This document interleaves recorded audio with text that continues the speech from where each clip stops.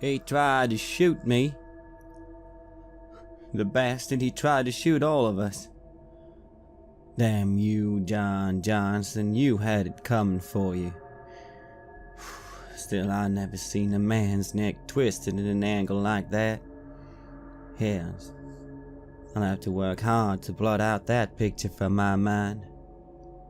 Better push it far back down, or I'll never be able to set my foot on a skyscraper again. I'd like to think that I'd done the town a favor. A damn fine one, too. And they deserve to hear about it. But dang, Chip Johnson. What happened to him was... that was just the stuff of nightmares. Good thing I'm here. To work things out. Yeah, Benny Clyde Rosberg coming to the rescue. If only you could see me now, Dad. Magnus Rosberg. If any one day you knew how to set the bar high for yourself, be damned if I won't do the same. I'll find out what happened to Susie.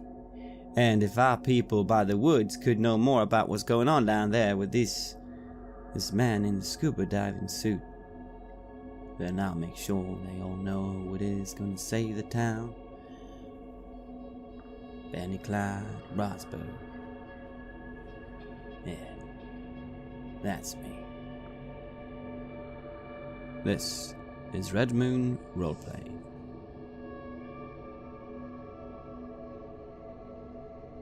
We return to Denton, Alabama, for terror at Makeout Point.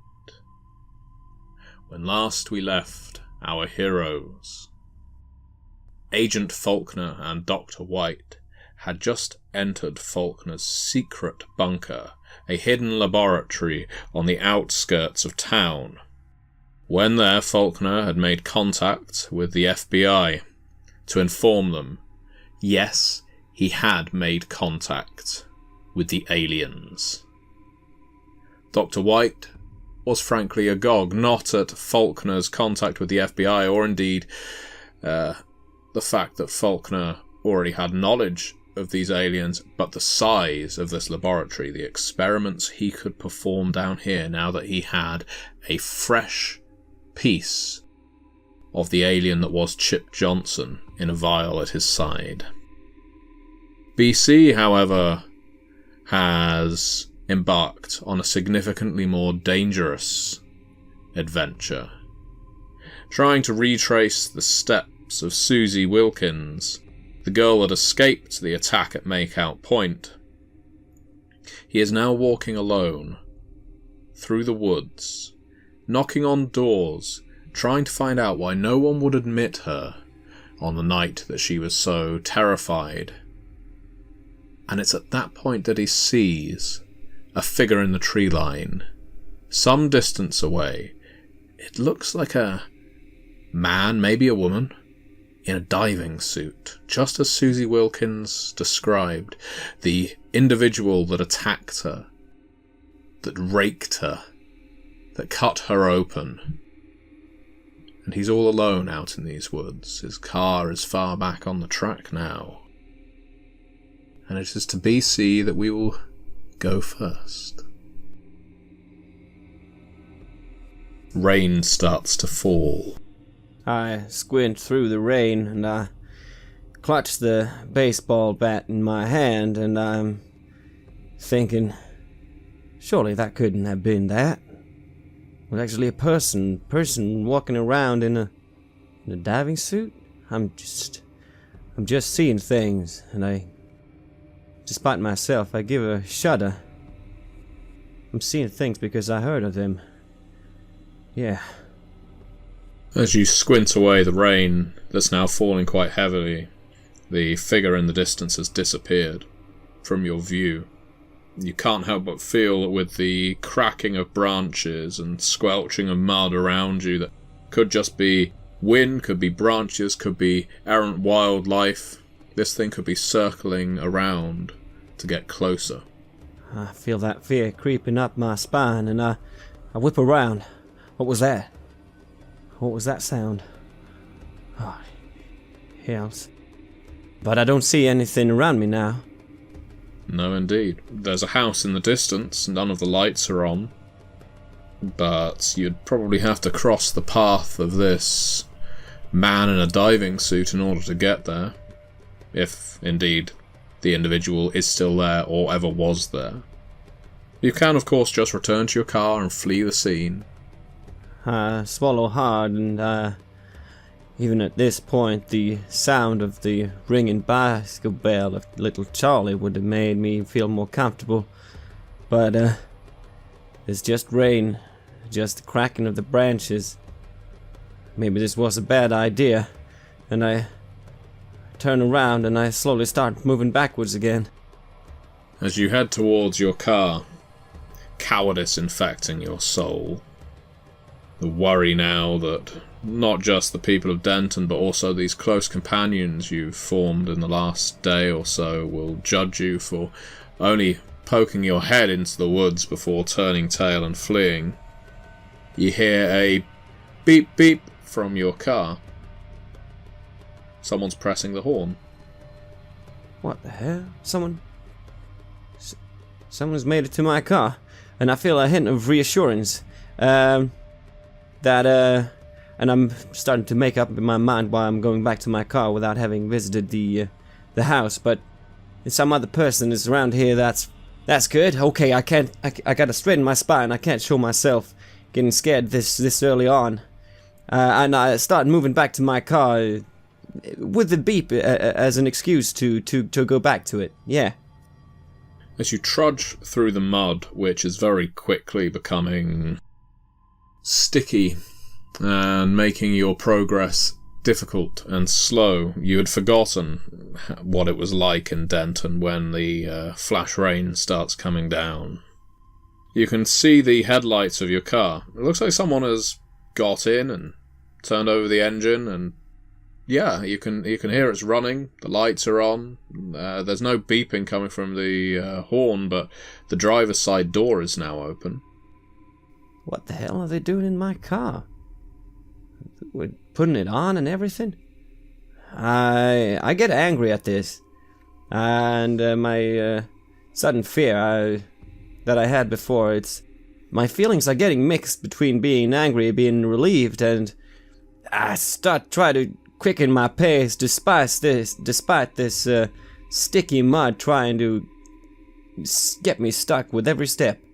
You are within 20 yards of reaching your car. You can see it clean on the track now. You can't see anybody within it, but it's at that point that you hear behind you, not that far away, a sharp hiss that can best be described as similar to a large viper or maybe even a Komodo dragon.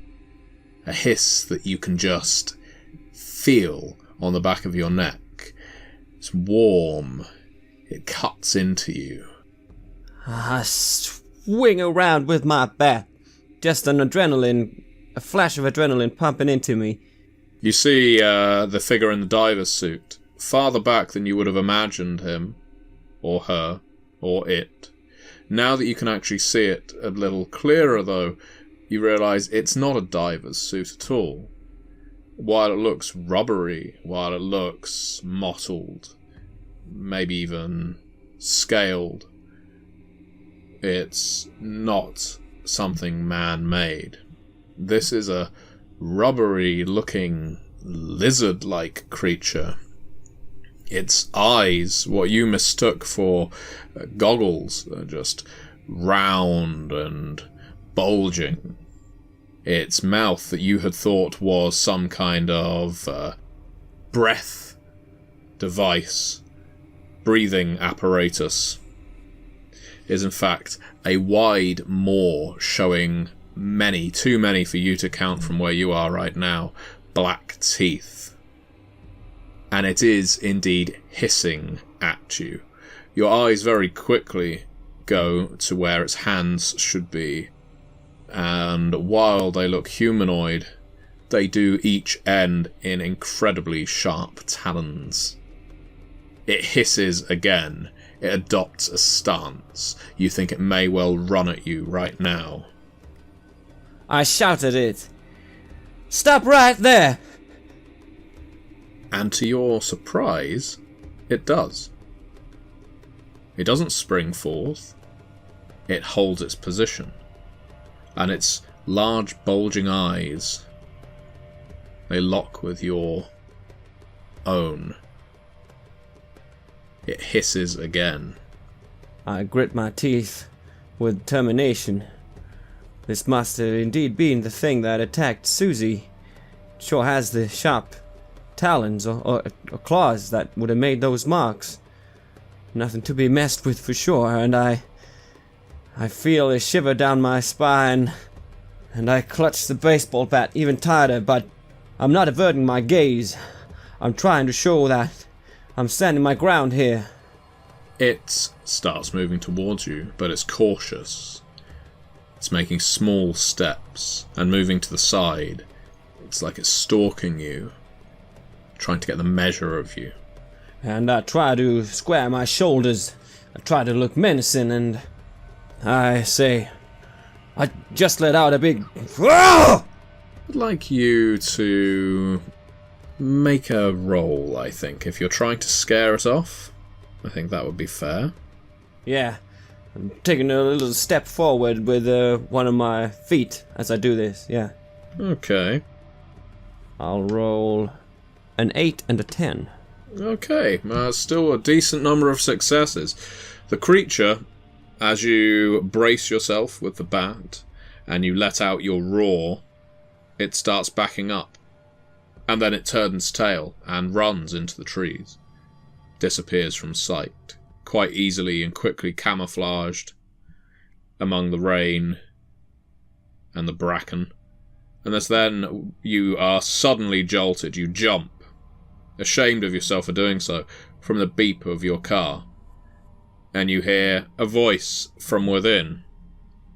It's that young fan of yours, Charlie. Hey, BC, I found your car! And I feel myself shaking with the rush, the adrenaline, and not knowing for sure for a second there what was going to happen. And I look around and I said, "Damn it, Charlie, what are you doing? Turning on my engine and my lights? Do you even know how to use a car?" I don't, BC, but I was mighty cold, and you said you were going to meet me out by the house, and you didn't, so I followed the car out here. Well, I didn't see you there. And I look around one last time to see if this creature is anywhere in visibility. Ooh, well, as you're looking, let's go for... I think we'll go for an integrity and cunning roll, please. Right, I get 1-9. Okay, you scan across the woodland to see if you can spot this lizard creature, and you cannot see it anywhere within sight. Hopefully that means it's fled all the way back to wherever it nests, and that it isn't hiding in plain sight or hasn't circled around you to the other side of your car. I don't feel completely safe, but I don't see it. I give out a breath and I loosen my grip on the baseball bat, just flexing my arm a bit, and I walk down over to Charlie in the car. He's in the passenger seat, quite happily sat there. He put the heating on but left the door open, which kind of defeats the object, and had clearly been beeping the horn to signal your attention. But he's just sat there. You can actually see, we've been describing it as a car, but we can see that the pickup has got his bicycle in the back. He obviously lifted it and just placed it in there. Like I said, I was very cold, and then it started to rain, so I thought I'll get in and wait for you. I see, Charlie. Well, that's it's mighty considerate of you, getting on your bike and going all the way out here. What was it you said about things you wanted to show me? Oh, well, yeah, sure. And he opens a little satchel that he has at his side. Are you climbing into the pickup with him now? Yeah, I'm climbing in and I'm closing the door and just having the wipers on, keeping a vague eye on what's going on outside. Well, I just thought you'd be so curious to see what I'd been taking photos of. It gets boring out here sometimes, so I just like to take photos of animals. You got yourself a camera now? That's right. My daddy bought me a camera for my birthday. Well. And I just got these photos here developed. And he hands you a small stack of photographs. Most of them are of expected creatures, the occasional deer, the occasional gator that it appears he's getting far too close to. But then there is something, well, you've never seen before. You were half expecting to see the creature that you were just confronted with, but that isn't what you find yourself looking at. You find yourself looking at what can best be described as a mound of bubbles and eyeballs. Just iridescent spheres. And the photo is taken looking into a drain. And this, what could be runoff from pollution, but looks far too organic for that, is just there, all eyes looking up at the camera lens. And Charlie is looking at you with a big smile on his face. Look what I found. I flicker through the photos fairly quickly until I reach that one, and I just stop and I ask him, "What the hell is that?" And I realize I should watch my language in front of this kid. What's that? Well, I said what the hell as well, Mr. BC, when I saw it. Because I thought, is this something that comes from hell, like the preacher tells us? Well, I am thinking to myself that I'm starting to wonder this myself. What has Denton done to deserve this kind of monstrosities showing up? When did you take this? Well, this was just the other day. I guess 3 or 4 days ago. I only got the film developed 2 days back. My daddy didn't want to see what I've been taking, so I was saving them for you when I heard you was back in town. And where did you find this? Well, I can show you to it. You know Mavis's diner just overlooking the cove? I guess it's a ways down from Makeout Point, but yeah. This drain was just outside Mavis's. And I heard something, and he's got that big smile on his face as he's describing it. There's a mixture of pride and a certain amount of relish to go with it. I just heard this bubbling, gurgling down in the drain. And I guess I'm no expert, but I guess that's where everything from the diner runs down to the sea.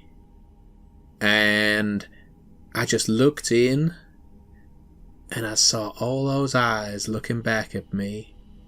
And I had my camera, and I felt like I just had to take a photo. And I had to show people. I don't want to inflate his ego, but I'm beside myself, just sitting there, just nodding approvingly, looking at this photo, thinking to myself, this is a damn good photo of whatever the hell that is.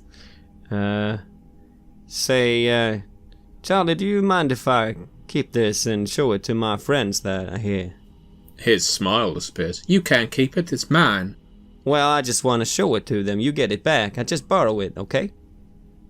Well, you take me as well, then. I ain't letting you take that photo. You could sell it to a newspaper. Well, you wouldn't know. I wouldn't think something like that about me. Wouldn't making money of you. Well, I trust you, BC, but that's like my prized possession. I feel like it's a part of me. And then the smile returns. And I feel to myself that this could have sort of been me almost a few years back, with his stubbornness and wanting to make something out of himself as well. I guffaw a bit and say, well, all right then. I guess I'll have to take you to them and you can show them yourself. Could you do an integrity and composure, please? I got 2 9s. You only see it for a blink, but for a split second there, as you're looking into Charlie's eyes and he's looking right back at you, it's as if each of his sockets has 2 eyeballs in. But after you've blinked, there's only 1 each. Maybe it's because you stared at the photo for a little too long. Yeah. I look down at the photo and I look at him again. Well, Charlie, yeah. I quickly look through the rest of the stack of the photos, but this is the one that stands out, I take it then. And I hand them back over to him, feeling wary and weary. Still thinking to myself if I should try and make it up to that house or not. That thing, I clearly scared it off. Now I got Charlie with me as well that I want to prove myself to. I don't like feeling like I did the job halfways. Surely if I scared it off once, I could do it again. And I'm looking out through the windows. How's the weather coming along? Is it... The rain is starting to ease up.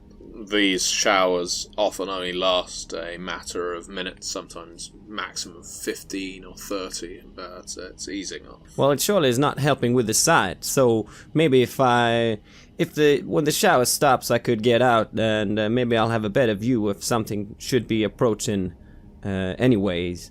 So I'll sit in there in the car with Charlie for a little while till the rain eases off. In that case, he asks you a question. So what is you doing out of here all by yourself? Well, Charlie, I'm sure you heard what happened to Susie and all that.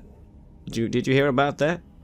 I heard she was attacked by a bear or something. Yeah. There was something out in the woods there that she encountered when she was having some kind of jog back from Makeout Point. Well, I said that's poppycock. There ain't no bears out here. Nah, you know that. You're a clever boy, aren't you? No, it's something else. Yeah.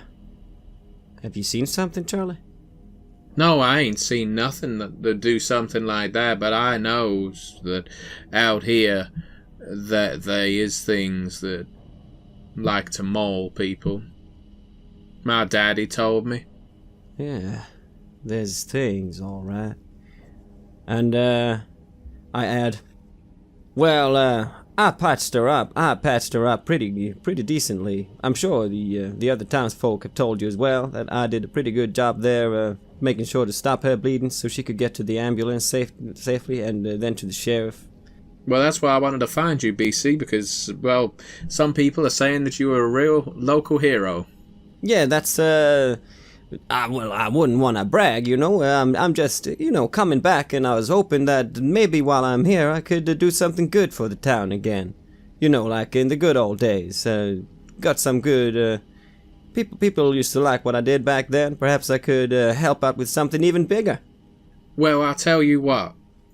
If you got time before you take my photo to your friends, shall I take you to that drain pipe where I saw that thing? Because I guess if anyone can deal with it, it will be you. Yeah, I'd love to have a look at that as well, and maybe say hello to the people at the diner as well.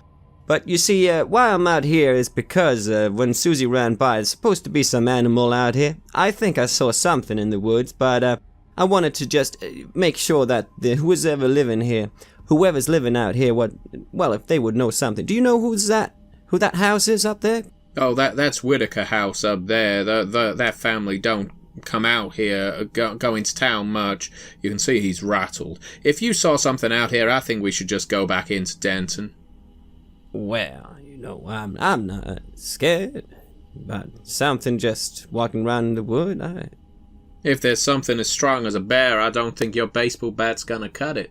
Well, I'm not sure it's a bear, like you said. It's probably something else. Probably something slithery, and I make big eyes, trying to scare him a little bit.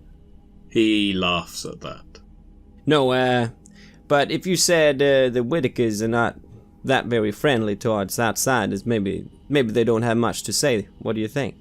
No, the families that live in the old houses out in these woods, they don't like to come into Denton much at all. They look after their own. And the Whitakers up at that house, they're some of the oldest. Well, my daddy says they're some of the oldest bloods out here. That they have more water running through their veins than anything else. Well, good old salty sea people. Well, if you say so, why don't we take a little trip then? And you can show me this thing. I'll say hello to the people out at the diner, and we make it an expedition. Yeah, let's do that. All right, Charlie. And I start. My car's already running, so I just start backing out of there and making my way down past Makeout Point and down to the diner. Okay, we cut to the laboratory. Indeed. I have been at work now for at least an hour. I'm very keen to begin the initial investigations once again on this new element I found. I have, of course, also made myself familiar with the lab itself.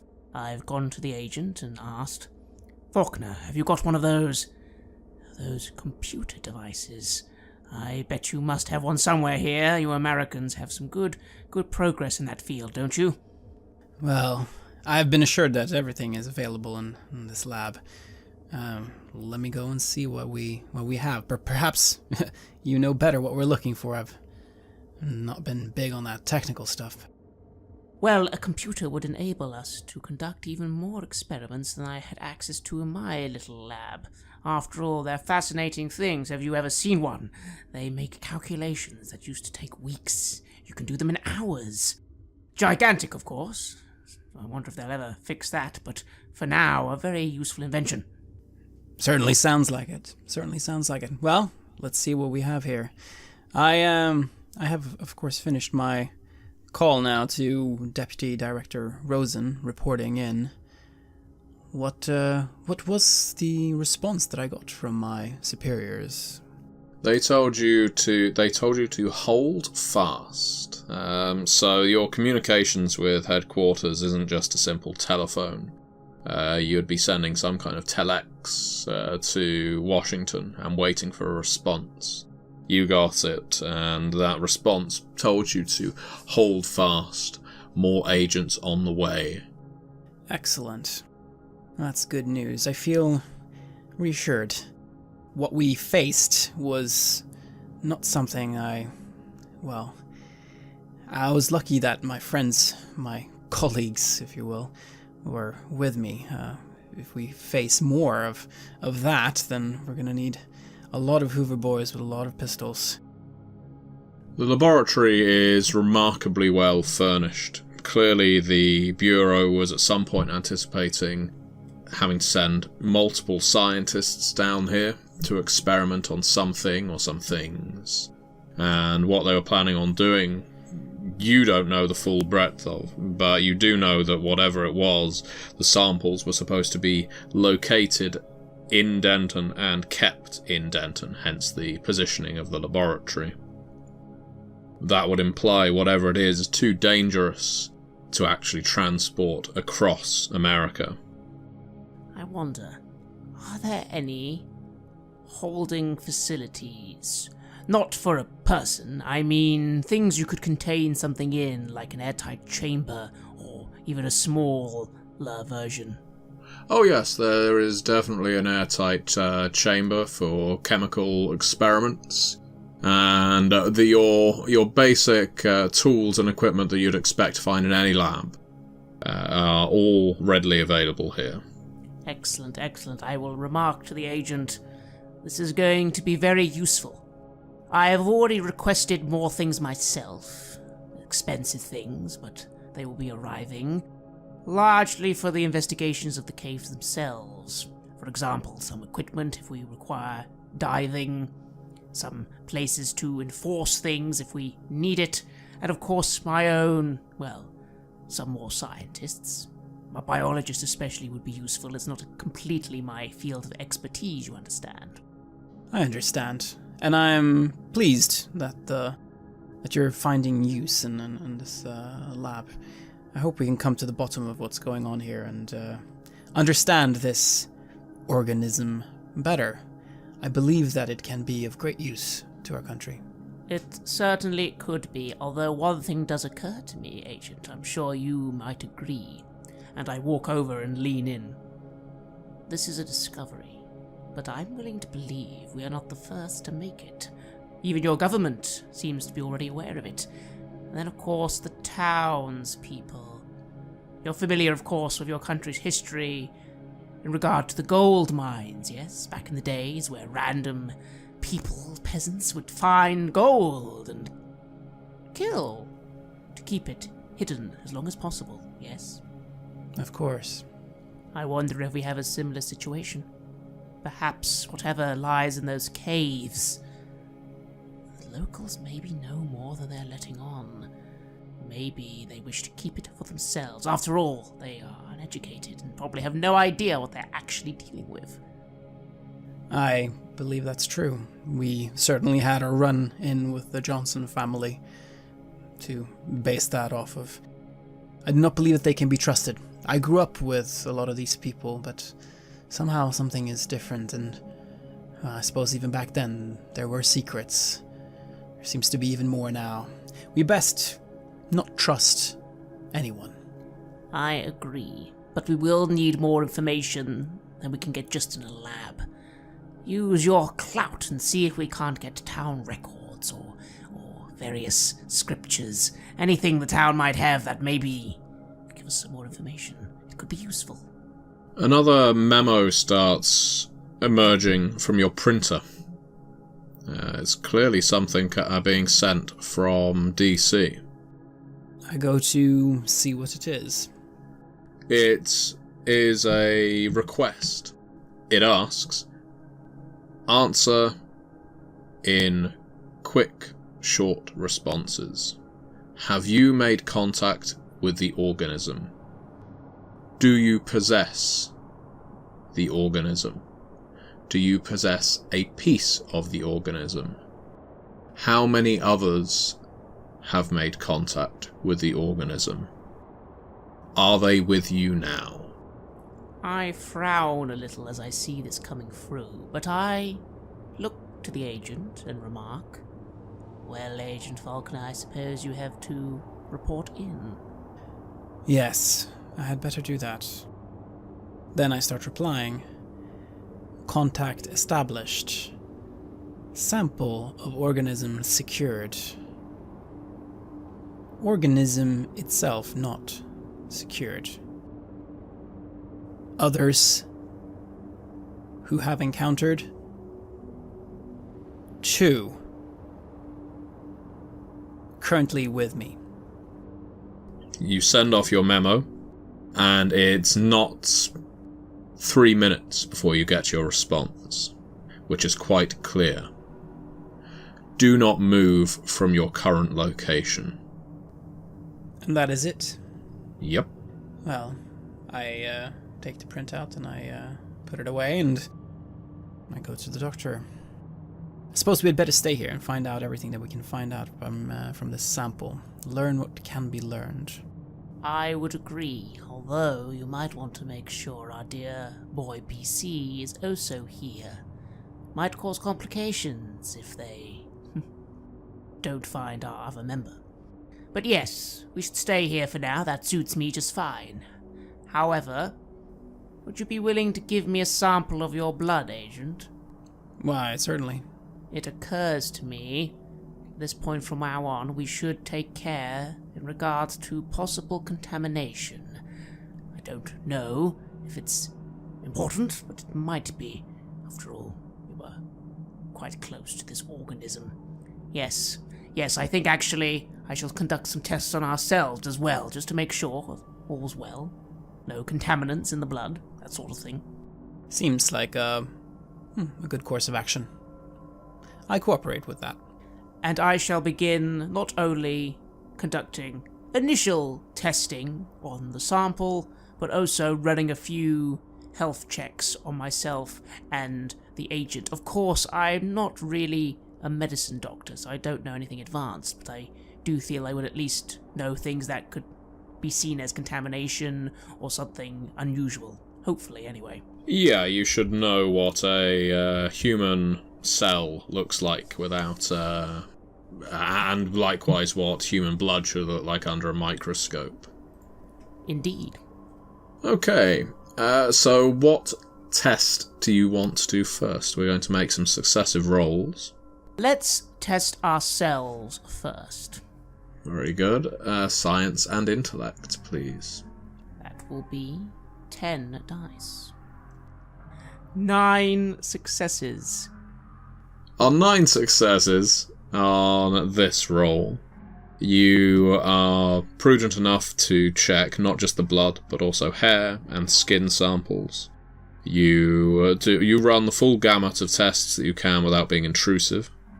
And what you find is, on one hand, reassuring, on the other, worrying. Your blood, in both cases, comes back clean. Likewise, your hair seems to be fine. Nothing is getting into the oils. But when it comes to your skin, and you take a sample both from skin that did make contact with Chip Johnson and skin that did not, and the skin that did make contact with the wet creature, is showing some strange chemistry underneath your microscope. It's hard to say what's going on, but it appears that the microscopic cells that used to make up this wet fluid are trying to replicate the skin underneath them. And it's not doing it terribly effectively. Perhaps it's because there aren't enough of these wet cells to perform the job. But the natural resistance of the human cellular organism is enough to prevent it from receiving any kind of direct duplication. So cells occasionally appear, new ones, but they're immediately dead. The way this actually affects, let's say, your hands or arms, if you were to examine them under a microscope, is you start developing an excess of flaky skin on those exposed portions, where something is trying to copy the skin underneath, and it's failing, and so you're building up an excess of dead skin. Fascinating. Absolutely fascinating. I inform the agent of this. Agent Faulkner. I believe from this point onwards we must make sure not to directly encounter this being of the skin. I believe we are okay for now, don't worry. But even those traces that we had on us earlier have left a bit of a mark. I believe it's almost as if they try and replicate the cells they come in contact with, possibly duplicating. I wonder, did it look like Chip Johnson because it was trying to become him or make a copy of him? This is absolutely fascinating stuff. I must not write this down. That does sound exactly like what happened. Very good. Very good findings, Doctor. And so quickly, too. And it's with this, possibly for later in this scene, but could I use one of those successes to do a stunt? I would say so. You could do multiple stunts with that number of successes. Well, to keep it simple for now, I'm wondering if I could use this knowledge, and hopefully the knowledge upcoming, to maybe create some Bane bullets. I'm already thinking of things that might be a weakness to this organism, and might be useful, if we have the time, which it seems we might, to modify the agent's weaponry ever so slightly. Well, how so? What kind of weaponry are you intending on making? You're just intending on making bullets that this creature is particularly vulnerable to. Indeed, I don't think I have the resources to make brand new bullets, but I do have chemicals. I wonder if I could somehow just make his bullets have slightly more heat-like properties to them. Evaporation's what I'm thinking of. The creature seems to thrive on salt water. Perhaps the opposite would be harmful. Maybe. So this would actually come through multiple tests. We'll say they take you around an hour in total to come up with something that is particularly effective. But after exposing the fluid that you have managed to capture to various elements to see what it is vulnerable to, what it seems resistant to, and so on, you discover that injecting a highly combustible element such as cesium or potassium into this fluid makes it flare up instantly, as you would expect it would when contacting with water. But there appears to be a chain reaction. It jumps from cell to cell, and it burns through like a fuse, leading to a bomb. And so, yes, you could tamper with the agent's bullets, so you could modify them in that way by putting a little bit of explosive element in, but it could potentially lead to them being unstable. Yes, I will inform the agent of this work. After all, it takes, as you said, hours. But I will inform him what I'm doing and maybe imply that this is something to be used as a last resort. Something to keep on hand, maybe then, rather than his default weaponry. Yes, in terms of mechanics, I will allow you to use these weapons, but what it will mean difficulty-wise is every shot you take will have an increased threshold of difficulty by 1. If you make a dramatic failure during any of that, your weapon is likely to explode in your hands. Indeed, that sounds good to me, and I will of course make sure Agent Falconer is fully aware that what I'm doing is very experimental, very dangerous. We should only use it if strictly necessary. Yes. Well, my normal bullets were able to take the target down, so if we're put in a truly dangerous situation, then having this as a last resort can be very useful. So, well done, Doctor. This will help. Of course. And now perhaps a roll for my general examinations of the sample. Primarily, I wish to put it in one of those containment areas and risk just a little bit of salt water exposure. Very good. Let's go for another science and intellect, please. That time only 2 successes. You experiment adding some salt water to the creature to see whether it will make it expand, whether it will give it any increased vitality. And sure enough, as your expectations bear out,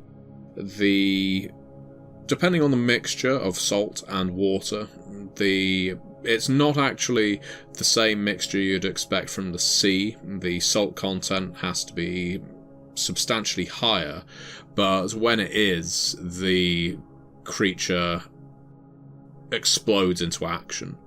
There, again, isn't enough fluid in the containment tank to create a threat, but this thing starts expanding with tendrils and stretching across the surface area, almost like a spider's web. It just starts lamping out, trying to clamp on to different parts of the containment, and just starts threading its way through. But it's all very thin. You think you could quite easily cut through it, not that you probably would, with a hand, but it's trying to form some kind of structure, whether it's a humanoid body, you can't tell. It just doesn't have enough substance to it to allow it. You can pour more salt water in if you want. I shall, however, I've also set up the containment area so that with the findings I've found in regard to its weakness, I can very quickly inject the chemicals required to cause this thing pain, hopefully, or at least stop it. Hopefully, anyway, but let us risk just a little more salt water. What does Agent Faulkner think of this risk just before you go ahead with this experiment? Well, I trust the doctor. He has proven extremely capable, and he seems to be an expert in his field. I think going back to my relationship with him, where I do tend to respect my elders, I think I will trust him to do what he believes is right here. In that case, I'm going to say, Agent Faulkner, you are responsible for injecting the creature with the lethal dose if it gets too dangerous. Now, what that means is the Doctor will gain an additional die due to the intensity of your relationship. Therefore, Dr. White, another science and intellect roll, if you please. 2 successes. 2 successes. You inject more of this mixture into the compartment the creature currently occupies. Its mass starts expanding.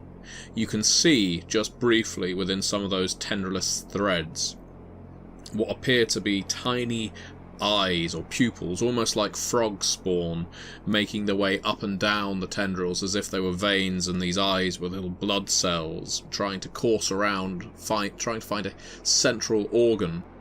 And this creature lacks any such organ, but it does expand dramatically quickly, as well as dangerously. Perhaps you injected a little too much into this chamber, because now it's filling it up like water being poured into a jug, and it looks like it's going to buckle against the reinforced glass containment. It looks like it could actually expand and break out of it, and as in fact it does fill it all the way up to the top, you're not sure how far it's going to attempt to expand and whether the containment can indeed hold it. Are you going to allow it to continue, or is Agent Faulkner going to push the plunger? No, I look at this process in an almost abject wonder, but as it grows more, I'm not a fool. I step back from the containment area and quickly remark to Faulkner, inject the chemicals, inject them now. And I nod and I quickly do the deed. Yeah, they travel down the pipe, enter the containment area, and just as you hear a bolt spring off from the reinforced shielding around this area, clearly it is about to break free, there's a terrible stench that starts slipping out from the it must be minuscule gap this thing has ruptured in the containment area. A horrible burning odour that is then just only passed with a terrible explosion. The glass shielding breaks free from the frames on either side, bursts free, but the creature inside does not escape. It has detonated at a cellular level. It has just popped every single living cell in its body. It is dead at just the right moment. I sort of double back a little, leaning on my cane in alarm at the explosion. And I just sort of stand there staring. My God, did you see that, Faulkner? Did you see that? Yes. Whatever that thing is, it's not of this earth. It's something else. At this point, I look to the rest of the sample. I didn't put it all in, obviously. I didn't want to lose everything, possibly. That is now in a separate containment area. And I say, okay, we need to be very careful with this salt water, Agent Salt Water, or something even more salty. It thrives on it. It replicates based on it. I wonder what happened if it was actually, maybe another time, maybe later, but actual organ or other matter interaction could be key here, Agent. But no, I now notice the damage and think to myself, you'll need to tell them that we're going to need to reinforce this again. This will need to be fixed. Yes, I will do that. And I marvel at the power that was in this organism, and I start imagining the military uses that this could find in our fight against our foes. It's not so surprising that it was able to blow the door off of a car, if this is how it is able to react to simple salt water. At a more advanced level, whether it can do this of its own volition to create detonations is also intriguing to you as a military application. Just as you're ruminating on the thought, you hear the buzz and click, click, click of another memo coming through. I go to read it. Send full names of individuals who have made contact with the organism. All right. Well, these are my people after all. I trust the Bureau. I shall send in my name. I shall send the doctor's name. I don't have the doctor's full name, do I? You don't, but I will come over and read the memo over your shoulder and remark, Dr. Charles White, you should find that they are already aware of me. I'll be frank and say that I am here at your government's pleasure.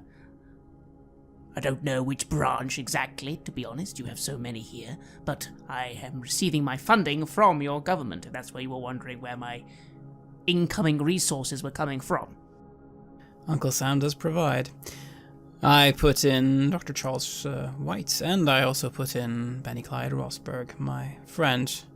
And Mr. Rosberg is who we will return to now.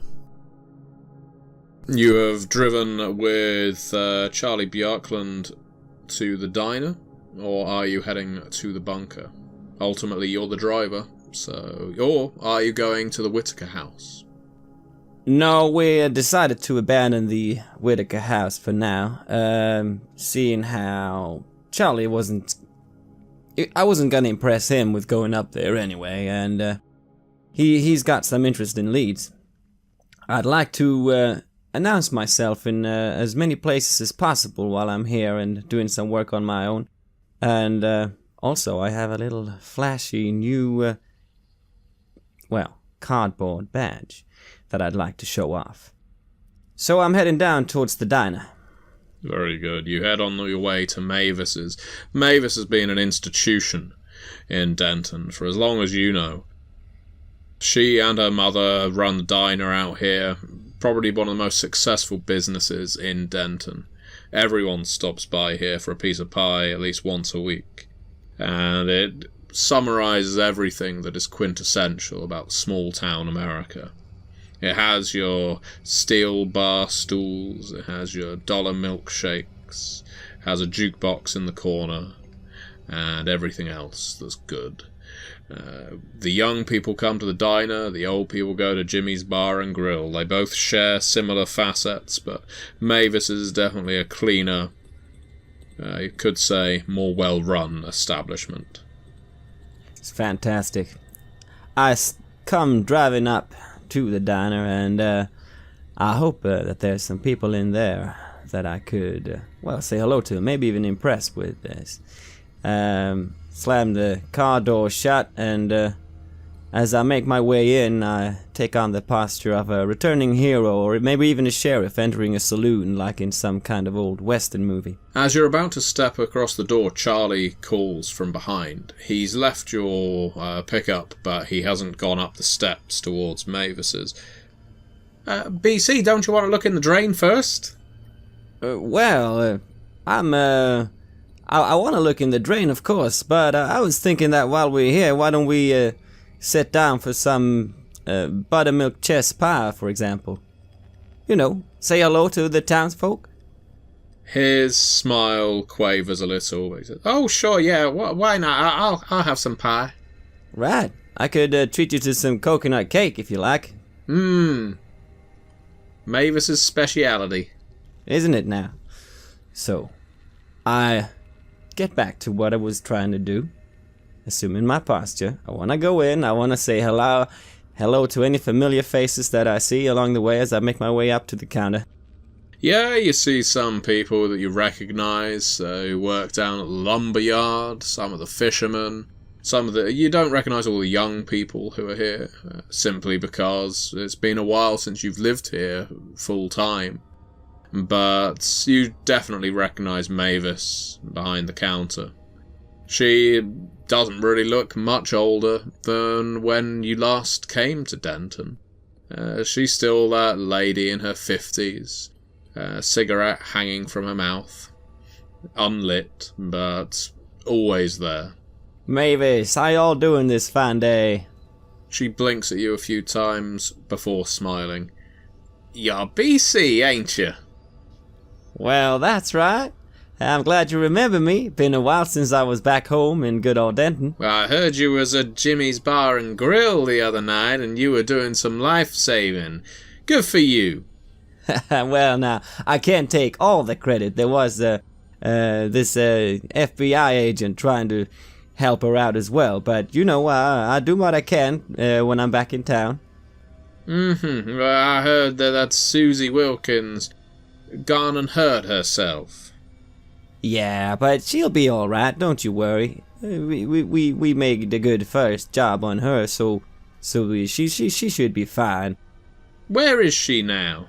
Well, last time I saw her, she was first brought in to the sheriff, but surely they brought her to the hospital to have a thorough examination, make sure she's all good. Well, I heard that there ain't been no paramedics out here since the accident, so I don't know if she's gone up to the hospital. Maybe someone did drive her. Could have been. Or maybe she just turned out to be all the better. I don't know. But I wanted to ask you, Mavis, do you have any buttermilk chest pie? Always. And some coconut cake? Oh, yeah, for little Charlie here. Yeah, something, and perhaps a nice cup of coffee for the new deputy in town, and I hold up the little paper that I'd just been given. Oh, sure, ain't that swell. I'll get you a whole pot of coffee. Oh, well, that's what I like to hear. Grab yourself a seat down there. Feel free to put some music on the jukebox. She throws you a quarter. That's on me for going around saving lives, doing good deeds. Ah, Mavis, well, I'll be happy to do that, and I'll go over and put something on. Let's see, maybe something where I could show off some dance moves from my dance classes that I took when I was dating that other girl back in New York. To your surprise, there's some Louis Armstrong on the jukebox. While it's that kind of music is very popular up in New York, you didn't really think it had grown much of a following in Alabama. But Louis Satchmo is on there. You can put him on. Excellent. Yeah, why don't I put some of that swinging trumpeteers music on? There's a few people nodding their heads, tapping their feet, most of the young people. Some of the older folks in here are shaking their head. They just can't get the hang of this up-tempo jazz. Is there any girl I can pull up and do a few moves with? Just for fun. Why not? There's a girl, you don't know her. She's probably about 10 years younger than you, but she looks game for a dance. Alright, let's have a bit of fun then and swing around a little bit. She introduces herself to you as Joni Fisher. She's only just arrived in town herself, but she's up for a good time. She's here visiting some family, much like yourself, in fact. Pleasure to meet you, Joni. Seems like we got some things in common then. And you up for a little swing around the dance floor? Just showing these people how we do it outside of town? I surely am. Let's make you roll some dice to see how well you dance. I think athletics. athletics and dexterity would make sense. Well, I got 110. Yeah, you dance a lot better than most of the people in here could. And Joni matches you beat for beat with the same number of successes. And so, yeah, there's a bit of clapping, a bit of hooting and hollering and general support for your dance moves. And once the song comes to an end, a small round of applause. And you hear from Mavis, "Oh, it's good to have you back home, BC." Well, it's good to be here, and I go around as she comes out with the cake and the pie, and sit down to have some coffee and something to eat. And I thank her for the dance, of course, as well. Don't want to be unmannered. Joni, very shy, but she thanks you as well and goes back to her friends. Before she leaves you entirely, she does say to you, BC, ain't it? That's right. That's your name? Benny Clyde Rosberg. You could call me BC like my friends here. Well, BC, I was asked to come back here by my family, and this is very embarrassing. I haven't been able to find them since I got here. I went by their house and they all appear to be out. I only got here this morning, so I thought maybe they were out fishing or shopping or something like that. If you could put the word around that Joni's back in town looking for her family, the Fisher family, I would be ever so grateful. Right now, I guess I'm just going to have to stay up in the hotel, but I don't have much money to my name. And these friends I'm with right now are people I've only just met today, so I don't really want to impose on them neither. Well, seeing as she is perhaps a little bit more low-key than I, despite her flashy dance moves, I raise my voice and I say to everyone, sorry to grab even more attention from you this fine day, but we got Joni Fisher here back in town looking for a family who might not be home. So if anyone knows anything about that, please let us know. She'll be staying at our house for a little while until she can find them. You hear lots of, yeah, we'll tell you. But you do hear on the edge of that, Fisher, fish bait more like. And who was that saying that? There's an old guy, looks like a scarecrow, down the far end of the bar. I'm not gonna respond to that, not straight away. I'm gonna have my pie and cake, and then maybe I'd wanna question him a little bit about what he meant. Charlie is getting quite irate at this point. Yeah, so rather just trying to get to our pie and our cake and then have a look and see what Charlie wants to show us. See if there's anything there out by the drain pipe. You eat. The food is good. Mavis makes small talk with you about the town. Is there anything in particular you want to be asking? Well, I want to ask if, how people are doing, if there's anything strange been happening lately, if things are going on as they should.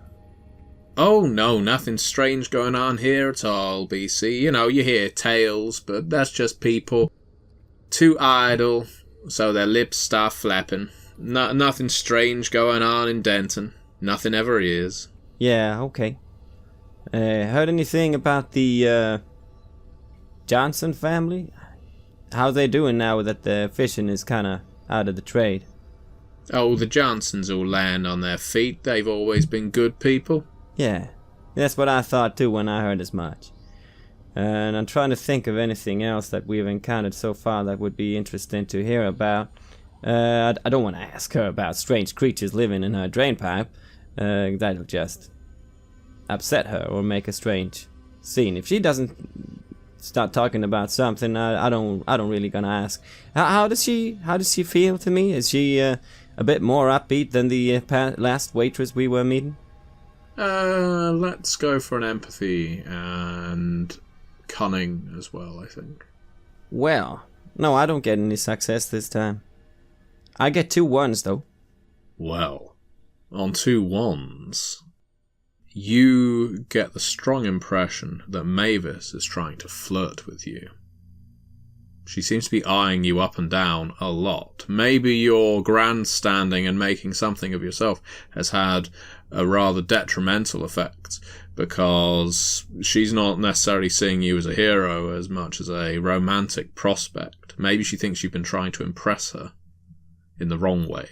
Yeah, and I feel that I feel a bit nervous now, because if she starts, she could if I don't do the right thing, maybe she'll spread the wrong kind of publicity about me. So I feel I get noticeably nervous, and I try to finish my cake quickly and sort of become a bit short in my way of speaking. She looks a bit confused by your reaction, and then shakes her head and says, "All Rasbergs, all alike," and she walks off. I draw a sigh of relief. That could have gone bad. And I finish my coffee, and I turn over to Charlie. Yeah, I'll have a look now. We'll have a look. It might not be there anymore. If it's not there now, then it probably wasn't there when we came. Let's have a look. He huffs and goes out. I pay, of course, before I leave. Come back soon. We'll do, Mavis. Always a pleasure. That scarecrow-looking fella isn't there anymore.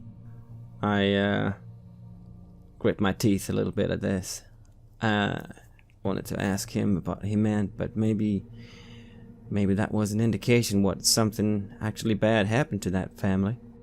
But still, I gave Joni my address, and I say that she's free to come over and stay there. It's no trouble at all while she tries and find her parents.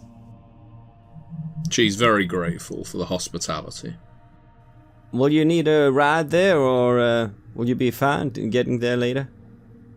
Well, I'll wait around a bit longer. My parents' house ain't far from here, so I'll check again in a couple of hours, and I guess if they still ain't back, I'll make my way to yours. Do you want to tell me where your parents' house is?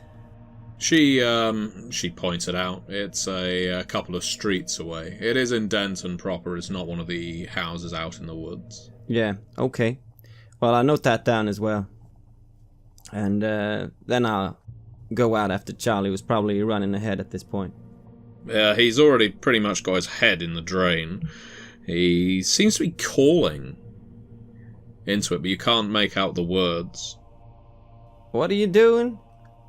He extracts his head from the drain.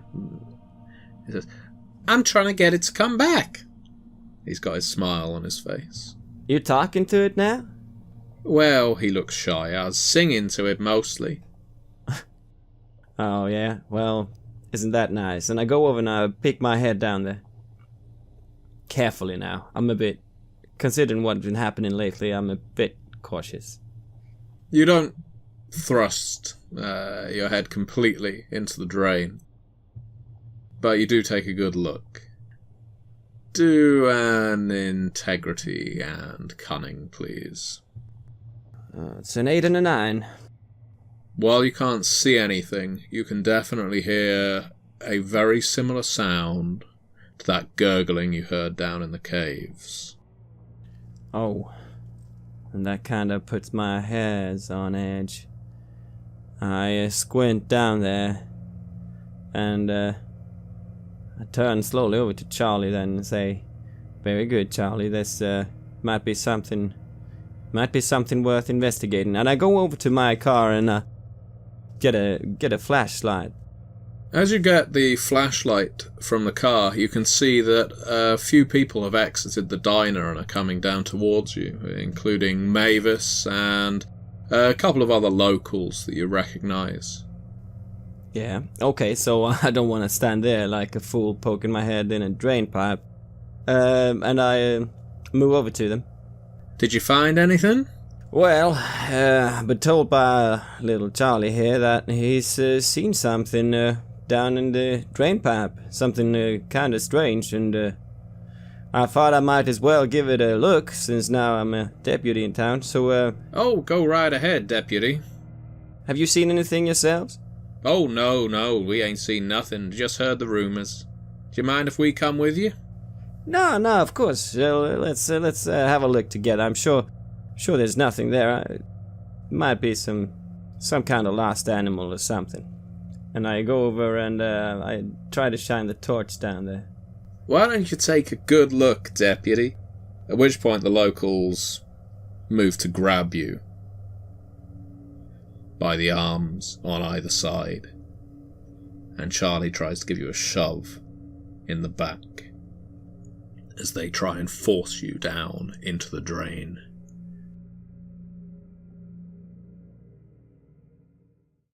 You have listened to an episode of Red Moon Roleplaying, where we played the campaign Terror at Makeout Point, for They Came From Beneath the Sea.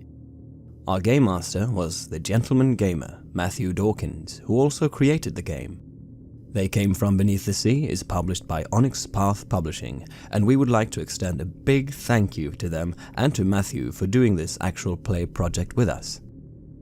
The music for this episode is taken from the Cryo Chamber collaborations Cthulhu, Yog-Sothoth, Azathoth, Shub-Niggurath, and Nyarlathotep, and is used with permission from Cryo Chamber. Please check out cryochamber.bandcamp.com or their YouTube channel for more of their lovely dark ambient. Finally, a big thank you to all of our Patreon backers. Creating all of this content would not be possible without your generous support on Patreon. You give us loads of energy, you help us cover our costs, and you open up time for us to record and edit. So, from the bottom of our hearts, thank you ever so much. See you again soon.